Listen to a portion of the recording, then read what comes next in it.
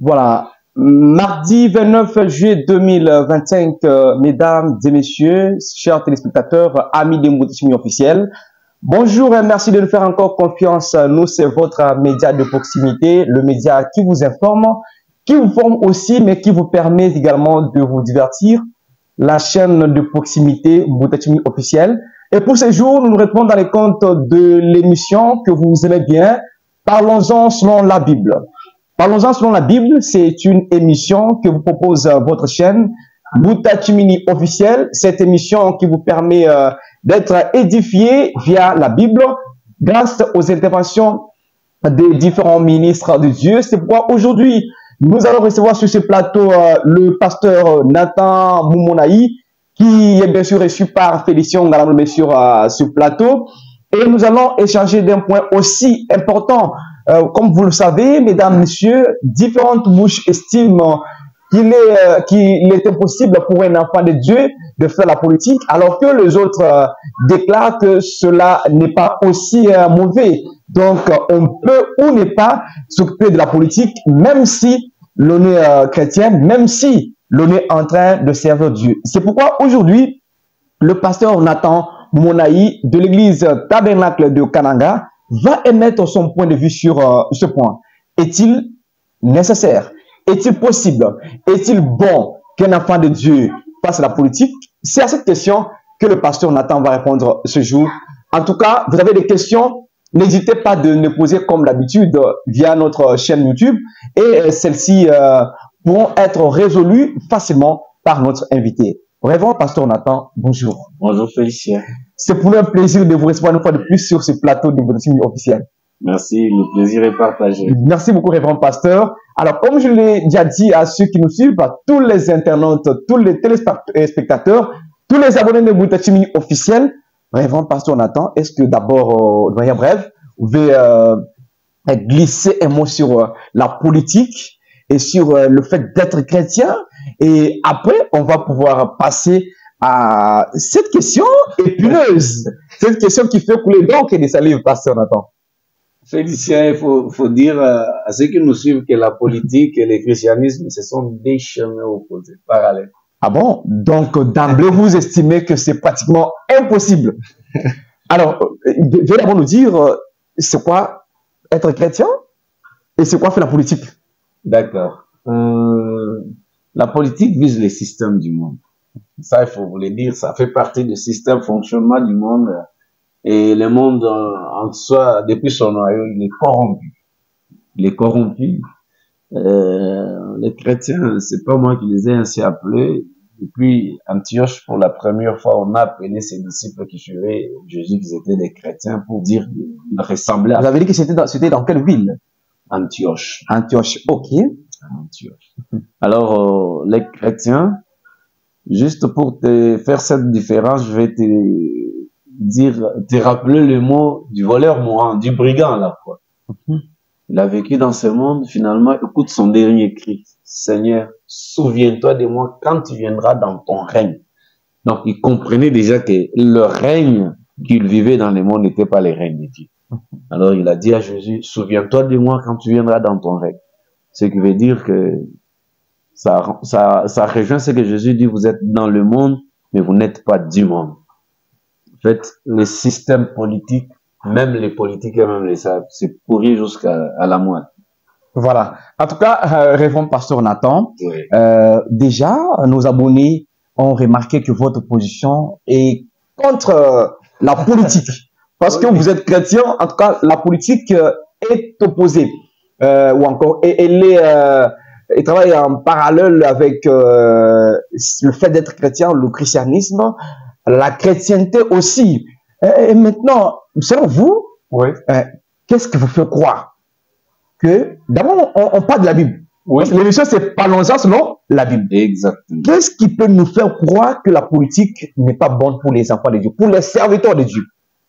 Vous savez, Jésus disait, j'aimerais quand même lire cela, dans la Bible. Je prends Matthieu chapitre 12. C'est une écriture qui me vient directement. J'aimerais lire ça. Et puis je répondrai à cette question. Ouais. Voilà. Matthieu chapitre 12. Je prends à partir du verset, attendez, je vais voir. Ouais. Verset 33 dit, oui, dites que l'arbre est bon et que son fruit est bon. Ou dites que l'arbre est mauvais et que son fruit est mauvais. Car on connaît l'arbre par le fruit. Alors, nul n'ignore que les fruits de la politique, c'est plus qu'amer. La politique, si nous la prenons comme un arbre, alors dites-vous que les fruits, nous les vivons, nous les voyons de tout le temps. Même vous, hein, Félicien, tu sais ce que ça représente, les fruits de la politique. Oui, Pasteur Franck. C'est la corruption. Pasteur Nathan. C'est la tricherie, c'est la corruption, c'est l'injustice. En fait, c'est comme un système qui fonctionne, le plus fort règne. Voilà. Alors, je me dis qu'un chrétien qui se met dans une condition comme ça, ce serait lui-même mis dans une condition de l'impasse, une condition très difficile. Alors, je sais que dans le terme humain, la politique s'est définie de plusieurs manières. Il y en a donc qui la définissent bien sûr comme l'art de gérer. Juste pour prendre cette signification-là, ils vont vous dire même les directeurs, oui, même les administratifs, tout ça sont de la politique. Mais nous savons, et même ils parlent d'une politique active, les donneurs des ordres. Alors dites-vous que nous reconnaissons une chose, la Bible dit dans le psaume chapitre 1er, heureux l'homme qui ne marche pas selon les conseils de méchants, qui ne se tient pas sur la voie de pécheurs, qui ne s'assoit pas en compagnie de mauvais, mais qui trouve son plaisir dans la loi de l'Éternel. Vous allez faire une déclaration directe pour dire, tout le monde qui se met dans une position politique n'a pas besoin de demander la loi de l'Éternel. Il a besoin soit de la Constitution, soit d'un dictat. On a dit, c'est un ordre, j'exécute. Voilà. Quel que soit ce que dit la Bible à pouvoir. Alors, il faudrait que nous évitions des choses comme ça. En tout cas, merci beaucoup, Pasteur Nathan. Nous remarquons aussi que dans la Bible, parce que les gens qui soutiennent la politique, même ceux qui servent Dieu, mais qui soutiennent la politique, disent que dans la Bible, il y a des gens qui se sont occupés de la politique. Ils évoquent par exemple le cas de David, qui était roi. Il était roi. Et plusieurs, Salomon aussi. Est-ce que ce n'était pas de la politique, Pasteur Nathan? Très bien, mais écoutez, il faut que les gens, vous savez, généralement dans la vie, nous nous trompons quand nous nous accrochons aux conséquences plutôt qu'à la cause. Alors, dites-vous que quand il faut comparer le règne de David et la politique actuelle, c'est de loin différent. David était roi. Regardez d'abord comment il devenait roi. Il devenait roi parce que l'Éternel a envoyé Samuel loindre roi. Il est devenu roi par l'ainsi dit l'Éternel. Dieu s'est choisi quelqu'un. Dieu a envoyé un prophète. Vous voulez dire que ceux qui deviennent aujourd'hui président de la République, par exemple, les ministres, les députés, par quelle voie? Par quelle voie pour commencer? Est-ce que c'est Dieu ou ce sont des hommes? Certains même ce ne sont pas des hommes, certains s'imposent. Ça, nous ne voulons pas nous mêler parce que nous sommes en politique, nous ne voulons pas nous mêler de ça. D'accord, parce que il y a nos frères. Qui ont été victimes de certaines choses. Vous êtes dans un coin, et puis il y a un dictat, il y a un comment. Ici, là, si vous ne choisissez pas, si vous n'élisez pas Félicien, vous ne sortirez pas. Voilà. Nous l'avons vu, hein, dans bien des provinces. Ici, donc vous êtes contraint, il n'y a pas moyen de faire le contraire. Et vous allez dire que ces dirigeants, ces députés-là, qui passent par imposition, par corruption, il a une once de Dieu en lui. Il n'a rien de Dieu. Vraiment. Il n'a rien de Dieu. David, Salomon et les autres étaient rois, mais ils dirigeaient avec la loi de l'Éternel. L'écriture même que j'ai évoquée des psaumes 1, c'est David qui l'a dit. Il dirigeait avec la loi de l'Éternel. Et en Israël, c'est la loi de l'Éternel qui dirigeait le pays. S'il y avait un problème, même quand il fallait aller à la guerre, la première chose qui se disait, c'est que allons consulter l'Éternel. Ce n'est plus le cas aujourd'hui. Ce n'est plus le cas. Parce qu'on attend, parce que nous en parlons et aussi selon la Bible. Oui. Parce que moi, mon problème, ce ne sont pas mes questions. Oui, mais ce sont les questions. Et avant de présenter cette émission, il y a des gens qui nous ont posé des questions. Même moi-même. Demandez ceci au pasteur Nathan. Voilà. Et beaucoup disent aussi, ils évoquent ce verset biblique qui dit toute autorité vient de Dieu. Est-ce que vous pouvez alors essayer de faire le distinguo entre toute autorité vient de Dieu? Est-ce que vous venez de dire, pasteur Nathan? Non, mais au lieu de parler, il faut relire cette écriture. Voilà. On lit. Oui. Parce qu'il y en a qui disent que comme toute autorité vient de Dieu, et donc, si on fait la politique aujourd'hui, si on est ministre, on est député, on est président de la République, on est sénateur, ça veut dire, on est bourgmestre, maire de la ville, on est en train de faire la volonté de Dieu. Et cette autorité ne vient que de Dieu exclusivement. En passant, avez-vous déjà remarqué les comportements de ces gens après qu'ils aient occupé ces postes? Bon, il y en a qui se avez-vous déjà vécu avec un ami, mal? Et puis ensuite il est devenu sénateur, il est devenu député, il est devenu ministre. Oui, il y a 7 ans. Il aura même difficile de vous saluer. Hein. Ça, c'est vrai? Parce qu'il est devenu... c'est vous qui l'avez déclaré, personne n'attend? Non, mais tu le sais avec moi. Tu le sais avec moi.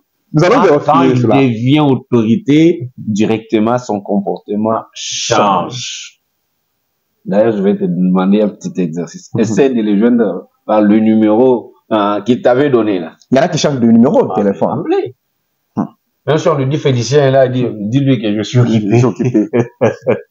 Il y en a qui disent aussi, quand on n'est pas politique, on a un comportement, et quand on le devient, automatiquement tout change. D'accord, mais la politique nous impose un comportement quelconque. Mais comparez ça à la Bible. Un chrétien ne change pour rien au monde. Pour rien au monde. Il n'y aura jamais dans ce monde un président comme Jésus. Un roi comme Jésus. Alors, jamais. Je vais lire le verset.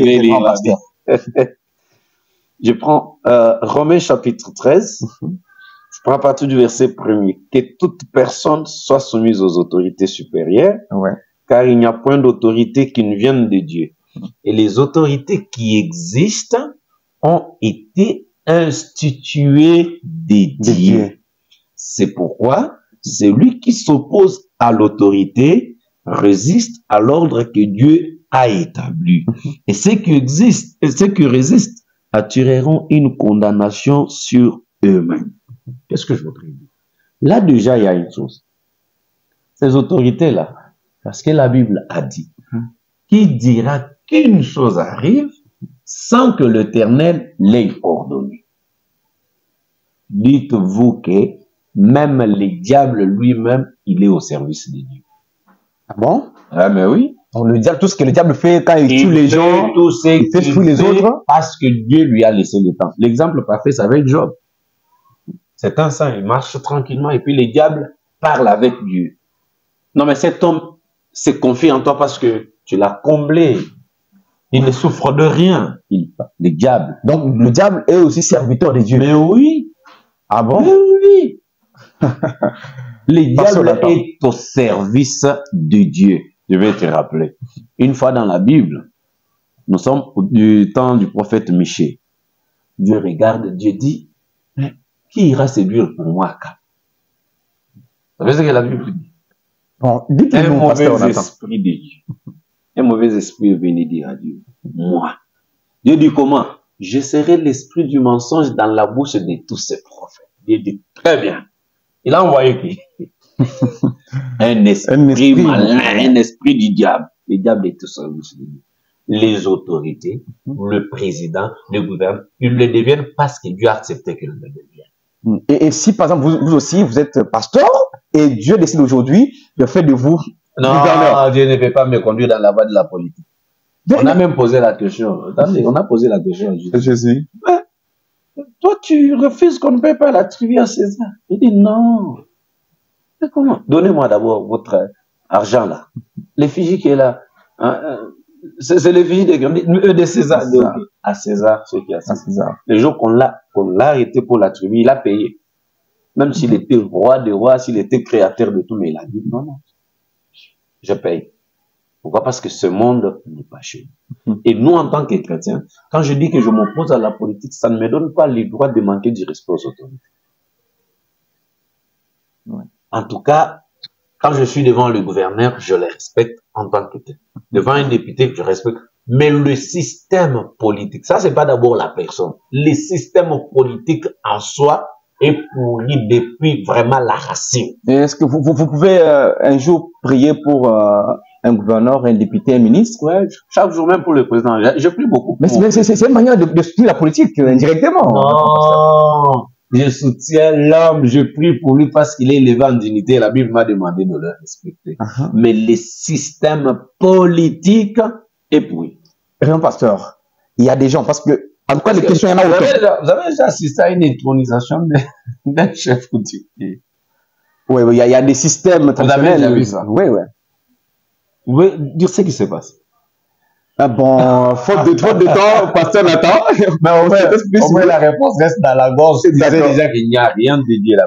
Allez à l'intronisation d'un chef coutumier, dites je vais prier, tout le monde va crier. C'est ça. Et puis en invoquant aussi leurs ancêtres. Ah oui, mais alors, en invoquant des dieux qui ne le sont pas. En invoquant des dieux qui ne le sont pas. La Bible dit que priez pour que la paix nous soit donnée. Nous prions pour les autorités pour que la paix règne dans ce pays. Parce que c'est quand il y a la paix qu'on peut faire cette émission. Ouais. C'est quand il y a la paix qu'on peut sortir prêcher à Kabeyaloum. Voilà. C'est quand il y a la paix qu'on peut partir partout et prêcher la parole. Et quand il n'y en a pas, c'est compliqué. Nous soumettre aux autorités, c'est un devoir nous imposé par Dieu. Lui, Christ, quand il était sur terre, il n'a jamais manqué de respect aux autorités. Sauf, je vais te rappeler, quand Pilate a voulu usurper du pouvoir, il lui a dit, tu ne dis rien de tout ce qu'on t'a dit. Ne sais-tu pas que j'ai le pouvoir? Là, il a recadré. Oui. Il a dit, tu n'as aucun pouvoir sur moi, Pilate. J'étais tous les jours avec vous, prêchant la bonne nouvelle, guérissant les malades. Vous n'avez jamais mis la main sur moi. Mais comme le temps est accompli pour moi, je donne ma vie libre. Oui. Donc, nous nous situons ici dans une position telle que nous respectons les autorités.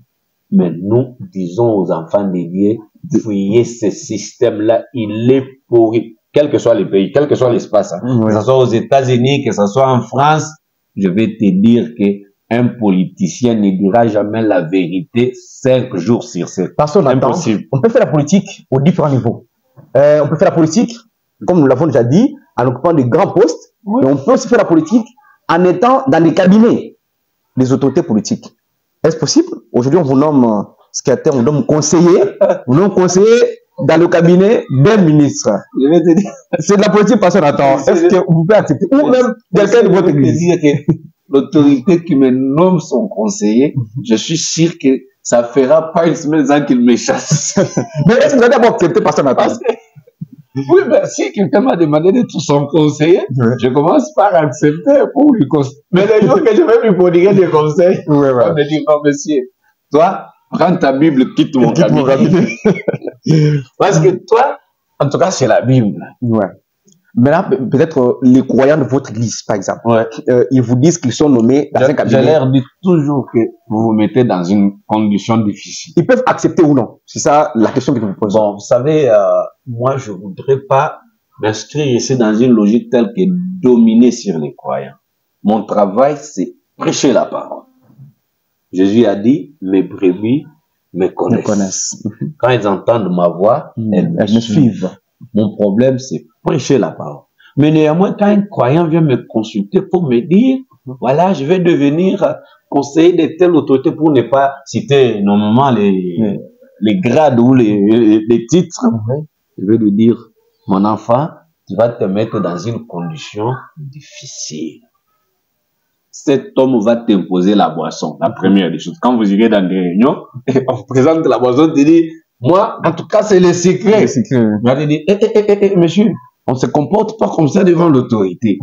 Cet homme va te dicter, t'imposer des choses qu'il faut dire aux gens, même si tu es conscient que c'est pas la vérité. Qu'est-ce qu'on n'a pas assisté? Est-ce qu'on n'a pas assisté à des effigies, c'est des tableaux, des chemins qui sont à Kananga, chemins qu'on ne connaît jamais.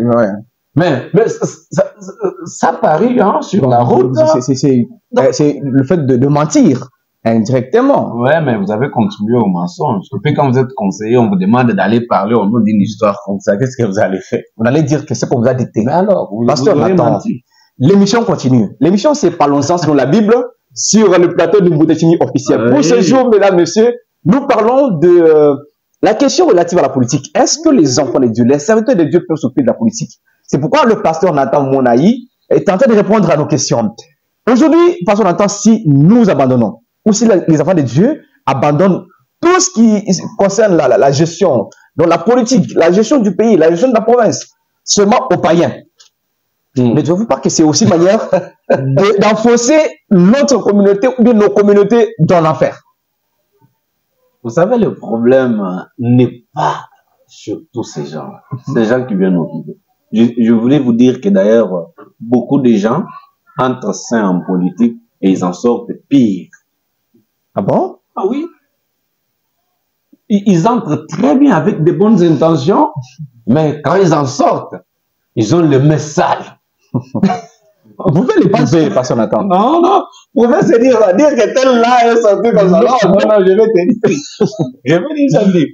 En commençant cette émission, oui.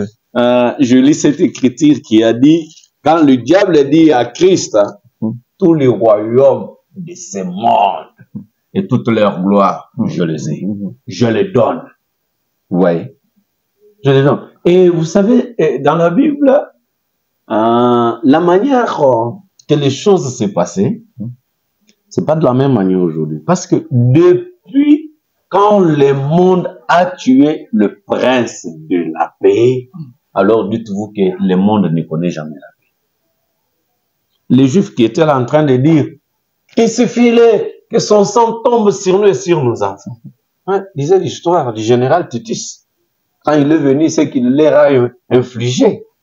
Il y a eu un bain de sang, un torrent de sang, parce que ce monde est réservé pour le fait. Et Christ nous a dit que vous êtes du monde, vous êtes dans le monde, mais vous n'êtes pas du monde. Alors, je voudrais répondre à votre question s'il faut dire que si on abandonne la politique entre le maître de païens... À l'Assemblée, il n'y a que les païens. Au Sénat, il n'y a que les païens. Et on risque de voter d'autres lois qui vont à l'encontre de la parole de Dieu. Et peut-être on peut dire aujourd'hui, on ferme toutes les églises. Qui ira plaider à l'Assemblée ou encore au Sénat? J'espère que vous avez déjà vu cette vidéo où un député se présente à l'Assemblée, il leur demande de voter la loi pour la polygamie. Il dit, si vous nous acceptez, vous allez nous tuer tous ici, nous n'allons jamais accepter de rester avec une seule femme. Et dans un endroit comme ça, allez leur dire que la Bible dit, ils vont crier sur vous. Mais c'est en descendant comme ça qu'on doit, et même une personne attend. Parce que si nous disons que les païens soient seuls, ils vont vous demander d'aller à l'église. Donnez votre Bible là. C'est un bon endroit pour prêcher la Bible, pour prêcher la parole de Dieu, l'évangile. Ah non, papa. Vous pensez que Jésus pouvait se mettre là-bas dans la cour de... Mais attendez. Dans la cour de ces païens, on commençait à prêcher. Mais vous connaissez l'histoire, non? Quand Jean-Baptiste a prêché à Hérode, en le regardant en face, en lui disant, la femme que tu as là, c'est la femme de ton frère. Il n'était pas permis. Vous savez le prix? Oui, mais Moïse est allé... on a demandé sa tête. On a demandé sa tête. Oui, c'est ça. Mais nous comprenons... Parce que c'est pas parce qu'on attend. Oui. La Bible, je ne sais pas, ce sont des contradictions, c'est comment? Moïse est allé affronter Pharaon. Non. Malgré tout ce qui est arrivé, mais il est quand même allé l'affronter. Nous avons vu Daniel, on a vu Méchak et les autres, qui étaient près du roi en train de les accompagner. Mais nous n'avons... Heureusement, vous citez des bonnes personnes. Je ne refuse pas que Dieu... Aujourd'hui, Dieu peut même me donner un message pour dire, va dire à telle autorité. Ouais. Et si c'est Dieu qui vous a dit, Dieu va vous faciliter la voie pour y arriver. Vous n'allez pas commencer à trimballer devant le bureau, là, chaque jour, on voit comment, non, j'ai un message de la part de Dieu, et puis on vous bouscule. Quand Dieu vous donne un message, Dieu vous donne l'occasion de trouver l'endroit ou le moment pour livrer ce message. Ouais. Et oui, Moïse est allé. Quand il a donné le message de Dieu à Pharaon, qui n'était pas dans le système, qui n'était pas soumis à la loi de Dieu, qui faisait de la politique. Vous en savez les conséquences, non? Vous en savez les conséquences. Ouais. Ils se sont levés, ils ont dit en tout cas, pour que nous tuions ces gens. Daniel que vous avez évoqué, c'est bien. Il a parlé à Babylone. Quand il a parlé à Babylone de la part du Seigneur, vous savez la conséquence, il est allé dans la fosse au lion. Oui. Et c'est pour vous montrer que Dieu l'a sauvé, Dieu l'a délivré de la guerre. Mais c'est pour vous montrer toujours combien il y a cette loi de contraste. Quand Dieu parle, le monde s'y oppose. Ouais. Quand il y a toujours un homme qui se lève, qui parle, la politique, elle se lève pour s'y opposer. Ça, c'est depuis. Mais maintenant, que faire? Avoir peur de la politique ou bien l'affronter pour changer le système des choses? Hein, quand il faut affronter, hein, les gens doivent affronter la politique en prêchant la parole. Vous ne pouvez pas, attendez, vous n'allez pas combattre un système tout en y entrant. Vous dites, j'entre d'abord pour combattre. Enfin, même tous ces députés qui avaient de bonnes intentions, voilà, et ces sénateurs qui avaient de bonnes intentions, aujourd'hui, je me réserve de dire qu'ils sont les mêmes personnes. Bon, c'est vous qui le dites, hein, sur notre plateau. C'est mon droit de dire. Ouais. C'est mon droit de dire la vérité. Quel que soit le prix, c'est mon droit de dire la vérité. Ouais. Ils sont allés avec ferveur, avec zèle, dire, nous allons changer des choses. Quand ils sont arrivés, les systèmes les ont engloutis. Ouais. Les systèmes les ont engloutis. Aujourd'hui, ils ne peuvent pas lever leur petit doigt. Bon, moi, je connais, hein. Je connais. Vous savez, la stratégie des politiciens, il faut être sage. Vous êtes journaliste, un politicien va vous approcher. Il va commencer par vous dire, j'aimerais que vous puissiez couvrir, faites la couverture médiatique de mes actions, tout ça, tout ça. Ça, c'est un exemple que je donne sur vous. Oui. Les jours qu'on l'attrape lui-même là, en flagrance délit, allez pour faire la couverture médiatique de cette histoire, vous verrez des conséquences. Passez à temps, parce que l'émission, attends, vous avez de la matière. Vous avez suffisamment de la matière. C'est pourquoi cette émission, vous avez déjà participé plusieurs fois. Vous êtes déjà habitué de cette émission. Alors, dites-nous, en bref, quelles sont les conséquences négatives qui peuvent arriver aux enfants de Dieu qui se donnent à la politique? Les enfants de Dieu qui iront à la politique. Ils vont accomplir les critères qui est dit dans son chapitre 1er. Ils vont marcher selon les conseils des méchants. Retenez ça, qu'ils le veulent ou pas, qu'ils se fassent. Ils marcheront selon les conseils des méchants. Ils n'auront plus le temps de dire, mais la Bible a dit. Vous avez les termes, vous connaissez les systèmes, vous savez comment ça fonctionne. La base a décidé. L'autorité morale a dit. Ah, heureusement. Ça, moi je m'en réserve, c'est toi qui l'as dit. Mais j'ai juste révélé ce que certaines personnes déclarent. Exactement. Ouais. C'est ça. Et puis, quand c'est l'autorité morale qui a dit, quand c'est la base qui a décidé, donc, ce que la Bible a dit n'a pas de place. Quand vous viendrez là, leur dire, des amis, écoutez la Bible, quitte avec ta Bible là. Alors, si moi j'aime bien, j'aimerais bien que, j'aurais voulu que tous les magistrats soient des pasteurs. Mais malheureusement, quand vous êtes à la justice, vous regardez le magistrat droit dans les yeux. Vous dites, cet homme est convaincu que je suis innocent. Mais pour des raisons que lui-même connaît, qu'il reste dans la gorge, il veut me culper, il veut me garder. Parce que il a reçu des ordres. Pasteur Franck, Pasteur Nathan, brièvement, sur les conséquences négatives. En bref, parce que l'émission est déjà vers la fin. Je vais vous dire que la Bible a dit, les mauvaises compagnies corrompent les mœurs. Ça, retenez ça. Les mauvaises compagnies corrompent les mœurs. Je vais vous donner un exemple dans la nature. Prenez une mangue saine, une mangue ici, en tout cas qui est saine, qui est propre, mettez-la au milieu de 20 mangues où une seule est infectée. Commence à pourrir. Revenez après 5 jours, vous allez trouver... Toutes les mangues seront affectées. Quasiment toutes les mangues, presque. C'est ça le système politique.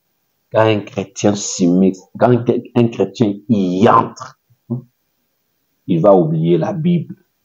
Il va s'attacher au système et au rouage politique. Les rouages politiques. Il sera du monde. Absolument. Il n'aura rien de Dieu. Voilà. Et alors, il ne parlera de Dieu que par la bouche. Mais son comment? Je vous ai dit que la politique est un arbre. En tout cas. Si vous voulez la comprendre, regardez seulement les fruits que produit cet arbre. Alors, maintenant, quel conseil, de manière brève, en une minute peut-être, passons à temps, quel conseil prodiguez-vous alors à tous les serviteurs de Dieu? En bref, et même aux politiciens aussi, parce que maintenant, il y a des politiques qui sont en train de nous suivre. Qu'est-ce qu'ils peuvent retenir par rapport à leur gestion? Parce que vous voulez que les choses changent. Qu'est-ce que vous suggérez? S'il y a une recommandation à faire aux hommes politiques, même si ma voix est petite, mais elle peut être entendue facilement. Ouais. Je vais leur dire que la Constitution, à elle seule là, ne suffit pas.